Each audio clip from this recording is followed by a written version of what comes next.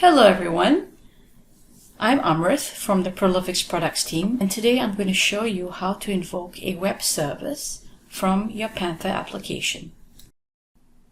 There are two ways to go about invoking web services from your Panther application. The first way is using our Java Panther event handler, which is a matter of assigning your Java class to a Panther screen or widget directly from the properties window. You'll be using the property called jyacc to do this. The next way is using Java objects in JPL. From your JPL, you'll be invoking our built-in SM functions to create a Java class object and call it its class method. You can think of these SM functions as wrappers around our Java API. So now the first way again is 100% in Java. So if you're a Java shop, this may be the route for you to go. If not, you can do this in JPL. Let's go straight to our demo. In today's demo, I will be using a REST service from the worldtime.api.org website. And all this does is it return to you a list of time zones, valid locations, current time zones in a JSON object. There's an example here.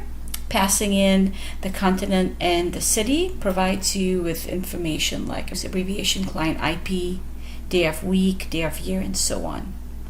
So let me open up Panther. This is Panther 5.54. I'm going to show you two ways of invoking that particular web service. One, doing it in Java, this is our Java Panther event handler method.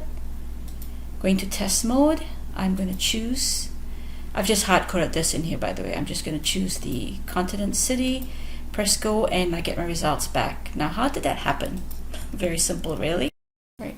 What I have behind my Go button is a property called jyacc, and I'm calling my Java class called testGet. This is our testGet Java class. You'll have to firstly make sure you import our Panther Java packages. The class extends our button handler adapter, and which handles the button activate method, calling sendGet, passing in the URI to the worldtime API. And within the sendGet method, you'll be sending the request over to the worldtime API web service, passing in the arguments, and this will actually return back the JSON object, which is the response that comes back from the worldtime API web service. Our JSON to screen method will massage the key value pass returned back and populate our Panther widgets in our screen. Let's look at the other way of invoking a web service from Panther. This is using our Java objects in JPL. Do a quick test. Let me choose a jyacc. There we go. We get our results back. All right. So what have we done here? Again, this is invoking the web service from JPL itself, but we are using our Java interface for that. So whenever invoking our Java interface, you must set the application property called current component system to pvserver.java. Then from my pick option menu, I'm calling the get time zone prop.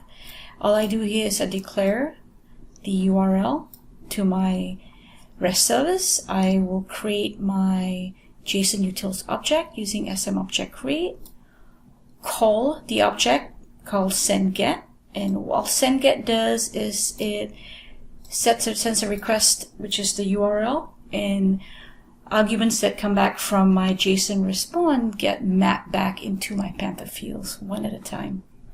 And lastly, I'll delete my object. So that's how you can do this. Either from your JPL, using our Java objects in JPL, or writing this in Java. Thank you for tuning into our channel.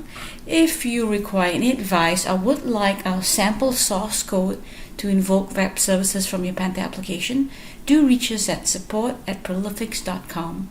Thank you.